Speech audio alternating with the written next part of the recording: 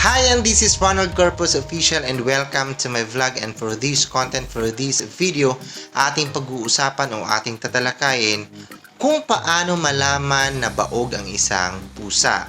Ating tatalakayin, babae at lalaking pusa.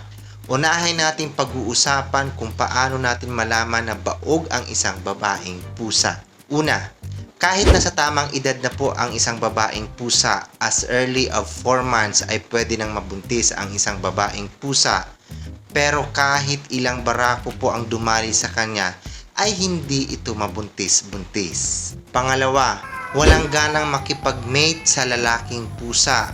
Ito ay umiiwas o makipag-away lang sa lalaking pusa. Panghuli o pangatlo ay obese. Dahil sa sobrang bigat ng timbang, dahilan para mabalot po ng taba ang ovaryo ng isang babaeng pusa na kung saan ito po ay nagdulot ng hindi makabuo-buo ng kanilang baby. Atin naman pag-uusapan kung paano malaman na baog ang isang lalaking pusa.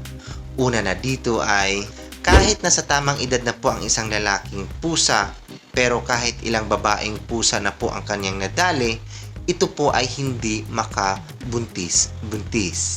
Pangalawa, tulad din ng babaeng pusa, wala po itong ganang makipag-mate sa kahit anong babaeng pusa. Pangatlo, maliit ang bayag ng isang pusa na kung saan hindi angkop sa kanyang edad o sa kanyang laki, na kung saan ito po ay nagdudulot ng kakulangan ng pag-produce ng sperm. Pang-apat o panghuli, obesity. Dahilan para hindi makapag-perform, makipag-mate ang isang lalaking pusa sa isang babaeng pusa na kung saan sa sobrang bigat nito nahihirapang makakagalaw. So, yun lang. So, sana meron kayo natutunan for this content, for this video kung paano natin malaman na baog ang isang pusa, lalaki man yan o babaeng pusa. So, once again, this is Ronald Corpus Official na nagsasabing kung hindi ka pa nakasubscribe ng aking YouTube channel, so please subscribe to my YouTube channel, and kung nagustuhan mo yung content na to, so paki-like, and kung ito po ay karapat dapat i-share, so i-share po natin para po sa kaalaman nating lahat. And mag-leave po kayo ng comment, any suggestion, opinion for the next vlog, or additional information about this content kung paano natin malaman na baog ang isang pusa. So don't hesitate to leave a comment.